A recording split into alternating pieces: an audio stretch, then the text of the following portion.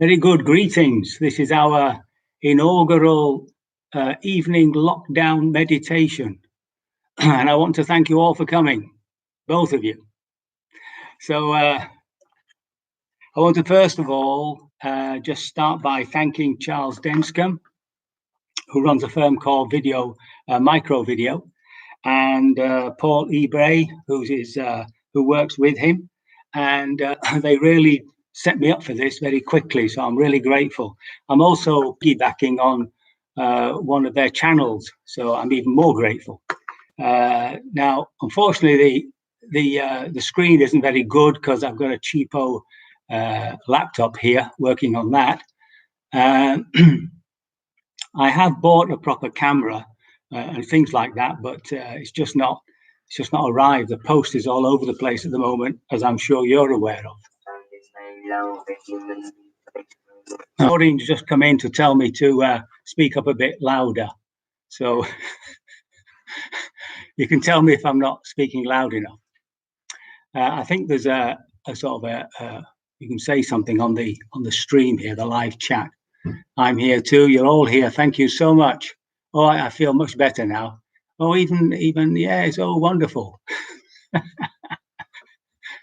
So I hope you can. You've got my opening gambit there to thank Charles Denscombe and Paul Ebray. Oh, very good. Sounds coming across very clearly. I've just had a little message. Thank you very much. So what I want to do this evening is just set the process off. The first question is, why have I chosen an evening meditation? So I'm just going back to my own experience as a lay practitioner, and it was fairly easy to establish the morning meditation. In fact, that was almost I rarely missed it. There'd be a good reason for missing it. You just get into that routine. You get up, you wash your face, and then you sit, and then you go and have breakfast. And that, I think, most people find fairly simple to establish. No matter for how long. I mean, it doesn't matter how long. It's the quality, isn't it? 20 minutes, 40 minutes, 1 hour, 2 hours if you can make it. But the evening sit was always very difficult. By the way, I can see myself talking to myself. It was a very strange situation. So the evening sit was always difficult. But of course, when I did do it, I saw the benefit of it. If you're working, I found that the best time was when you get home and you have a cup of tea or something, and then just to sit in a chair. You don't have to sit formally, and just let the day pass through the mind. If it's been a good day and you feel full of joy, then really appreciate that. And see where you've been skillful, and encourage yourself to be more skillful like that. And where you've had a bad day, some arguments, some anxiety, it's been boring or whatever. To come back and just let that manifest and let it sort of work its way out of the heart, and that way you feel so much better for the evening. And then, of course, later on, just before you go to bed, to just sit quietly with some reading, metta. Of course, that's the time you tend to fall asleep, and you don't want to fall asleep before you get into bed, because that messes you up no end, that does.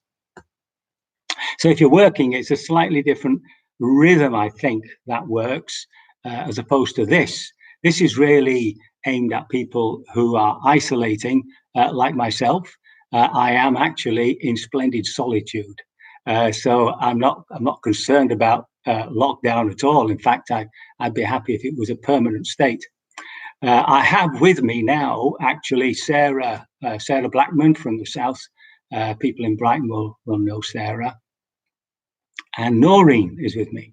Mark had visited us on last Friday, and then discovered later on that he'd been 8 hours working with somebody who had contracted CV. So we're in isolation here till next Friday. And Mark's had no symptoms. We've had no symptoms, so we think we're fairly free. At least we're okay till tomorrow. Now, when you're in isolation, of course, and in the spiritual life, you call it seclusion. You seek seclusion. You seek solitude. Now, of course, you'll know that if you're a naughty prisoner, you get put into solitary confinement. So, so you can see it can be used both as a way of a spiritual practice and as a way of actually punishing somebody. So we've got to be careful that we don't see it as a punishment. So evening, of course, we tend to feel a bit tired. We tend to feel a bit bored or whatnot. We're looking to distract ourselves. And so this is the time the evil one, Mara, the enticer, sort of gets hold of us, and we get into old habits, habits that we don't want. We sleep, for instance, which is really messes your sleep pattern up. We eat, buttered toast. And things like that, with jam. Oh my God. So you can find yourself slipping into old habits which really are not going to do you much good. So to actually set a time in the evening where you sit, obviously is the best policy. And that's why I chose this particular time, because I'm hoping that afterwards, most of you who are in isolation will actually go to bed and rise early. As they say, what is it? Early to bed, early to bed and early to rise makes a man healthy, wealthy, and wise. And I presume that's also true for women. It's an old one, yeah. So we've got to be careful in the evening. The old ghosts come out. So there's anxiety, there's depression, a bit of feeling down rather than depression, and we want to escape that. So that's why we try to find some entertainment and whatnot. So the idea of this particular meditation at this time of night, this time of the evening, is to stop that happening. And I'm hoping that you make it a regular practice with me. So that's the first thing.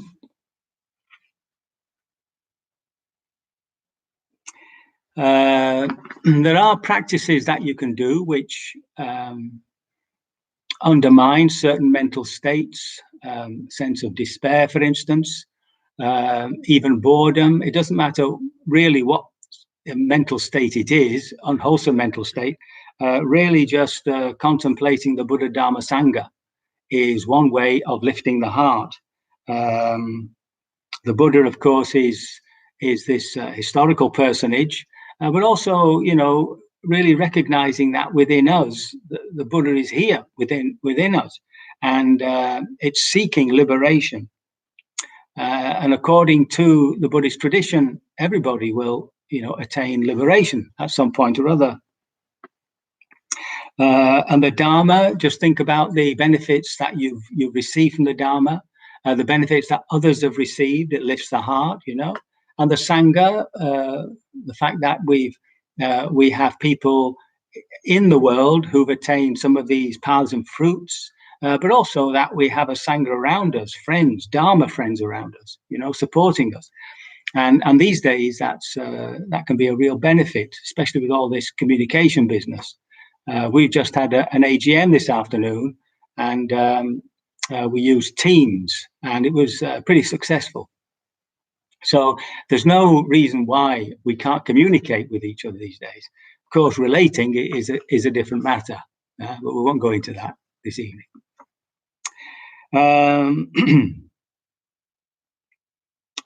The other thing, of course, is to contemplate the Brahma Viharas, love, compassion, joy, and peace. And that's what I'll be doing at the end of the sitting this evening.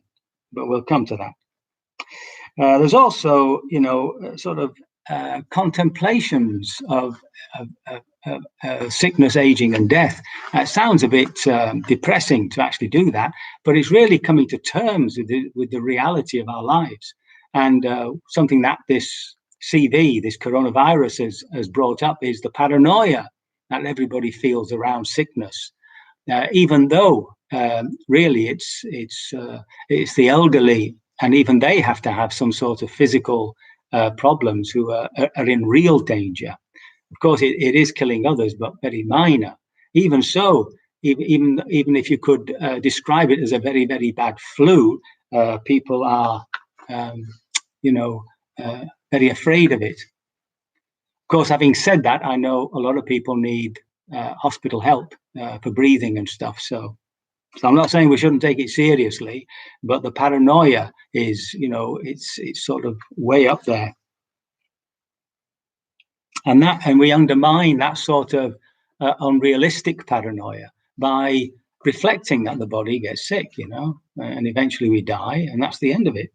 I have to. It's just one of those things. Also, there's the eight worldly conditions, contemplating sickness and health, contemplating success and failure, fame and disgrace, praise and blame, pleasure and pain, and just knowing that these things flow. They flow from one to the other. Sometimes you're successful, and sometimes you fail. That's the way it is. Life just moves through that, and it's finding that position above it all, a sort of an equanimity with it, And then finally, there's this. The other way, of course, is vipassana. So it's really just sitting with the mental state that comes up, knowing it is just another mental state, and sitting in it. Yeah, you've got to sit in the bonfire. You've got to sit in the dung heap, not next to it, not above it or around it, but in it. Right?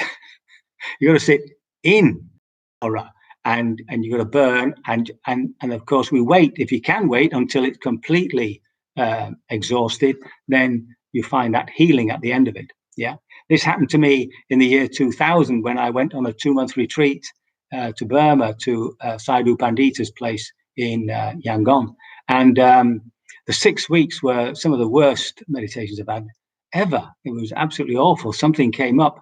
I couldn't put my finger on it. It wasn't despair or anything like that. It was just horrible. And I couldn't do the slow walking meditation. It was just so overpowering. And after 6 weeks, it finally just disappeared. And the gift, of course, was this beautiful state of peace that arises. So if you can wait until these negative states exhaust themselves, you do see that they're being transformed. So that's that. So there's contemplating the Buddha, Dharma, Sangha, the virtues, I've forgotten that, the eight worldly conditions and so on. There's contemplating sickness, aging and death, just to get us into the feel of these things. And there's the practice of vipassana and metta. So that's the first thing. That's what you can do to undermine mental states, unwholesome mental states in the evening. Yeah. The next one is the importance of routine. So I can't stress that too much. As you know, when you come on retreat, you've got to get into that routine. It takes 3 or 4 days, and then you're into it, And after 5 or 6 days, it's sort of natural. Even if you don't want to get out of bed, your body gets out. So it's that sort of routine that you want to establish. And make it simple. Remember Ajahn Tate's words, take it easy, make it simple, take it easy, and stay with the one who knows. There are things, and you've got to do it religiously, remember. Once you've set your routine for the day, you've got to do it religiously until it's become a habit. And that takes maybe 4 or 5 days. And then if you slip, you've got to reestablish it. You've got to reestablish a commitment to that routine. It's not as though you can't change the routine, but you've got to recognize that you've got to make it some sort of habit. One thing that you can do, of course, is go a bit slower around the place. Slow eating, yeah. You're supposed to chew the food 32 times. That's what I read on Google. 32 times until it loses its texture. It's sort of pre-vomit. Oh, I shouldn't have said that. I'm sorry.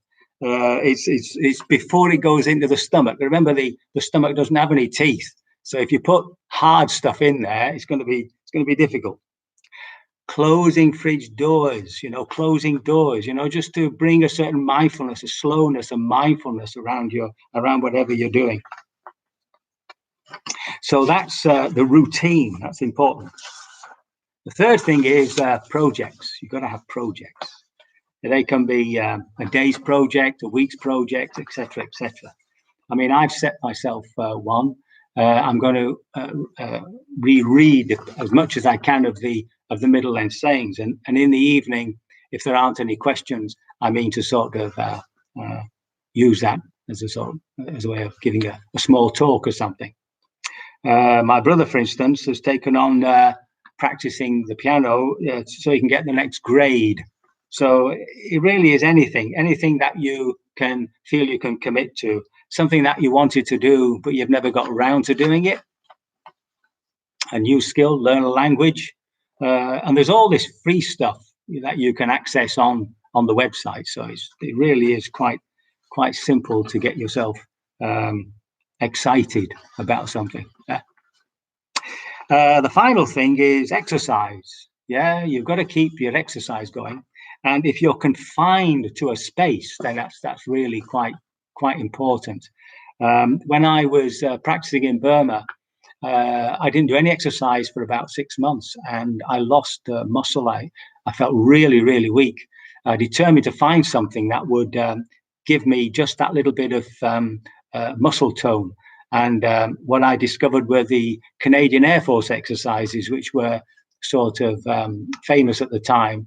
I mean, basically, you just, within the space of your own body, you do push-ups, press-ups, jump-ups, and all sorts of ups, and that keeps you going. Running on the spot, things like that. The one thing that they showed you was straight legs if you do sit-ups. Oh, that is a killer. Don't do that at all. Bend your legs. That's one of the reasons I've got a bad back.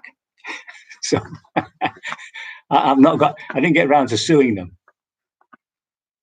But if you go on there's all sorts of things. You can do some shadow boxing.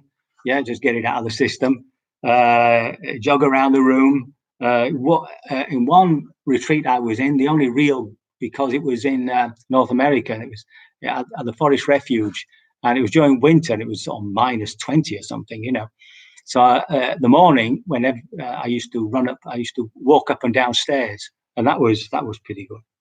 Anyway, again, if you go onto the websites, you've got all sorts of suggestions. There's one for cardio workout for small places, and there's one that he suggested, which is called a burpee. So I looked that one up, a burpee. That sounds interesting. And this is what you do. You have to stand upright, stand upright with your arms to your side and your feet apart. And then you lower your body into a squat. Got it?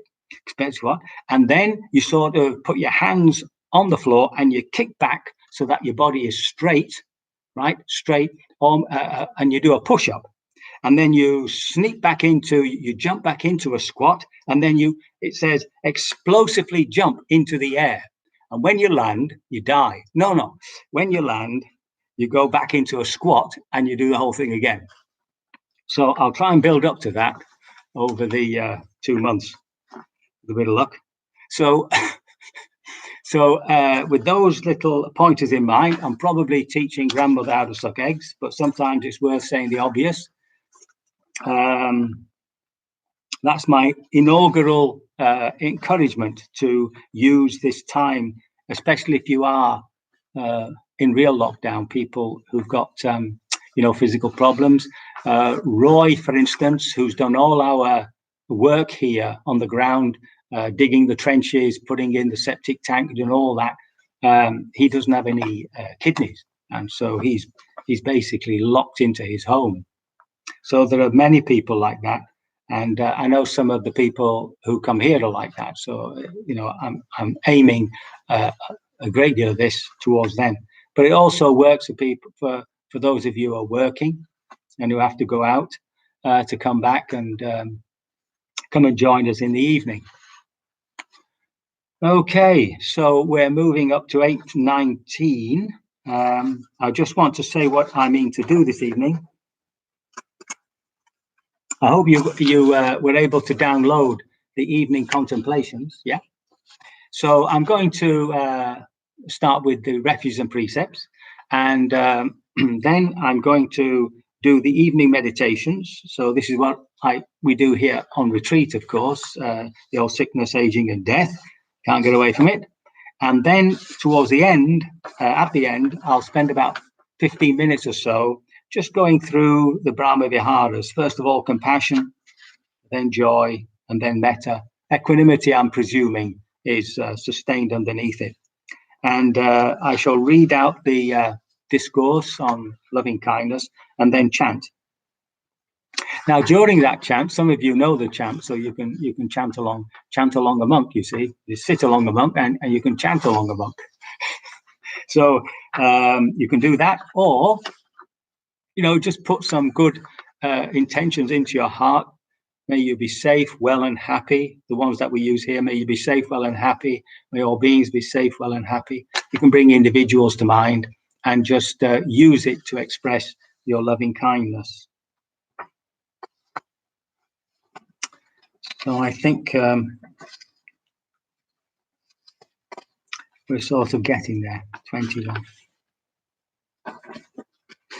Right. Well, I've done my inaugural speech and whatnot, and I'm just wondering if there's any questions have come up about that.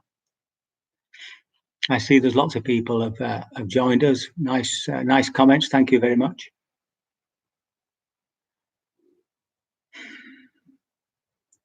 So we have somebody from Sweden and Italy.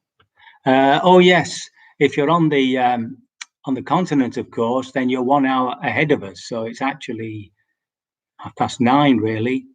What might be possible, if you don't want to stay up that long, is that eventually I will have the meditation itself as a separate video. And if you wanted to, you could use that to encourage yourself.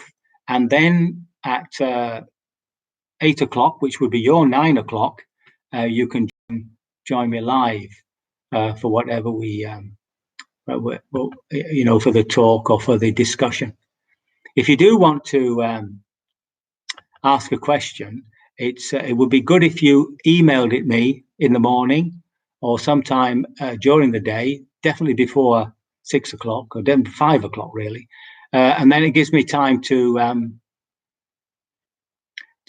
prepare some answer, because usually comes off the top of my head, but it'd be nice to prepare something. So it's lovely to see. I see everybody here. That's very lovely. Yes, so thank you all for coming. That's fantastic. So if you can, of course, stay with me every night. But if you can't, at least come and join me when you can. So unless there are, I'm presuming everybody who's going to join has joined now. So if there's any, unless there's an actual question, I shall then proceed to the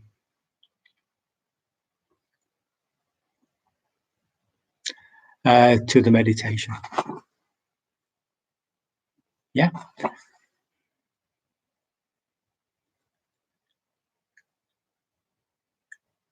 That's lovely. I'm just looking at all the people who've come and join. Fantastic.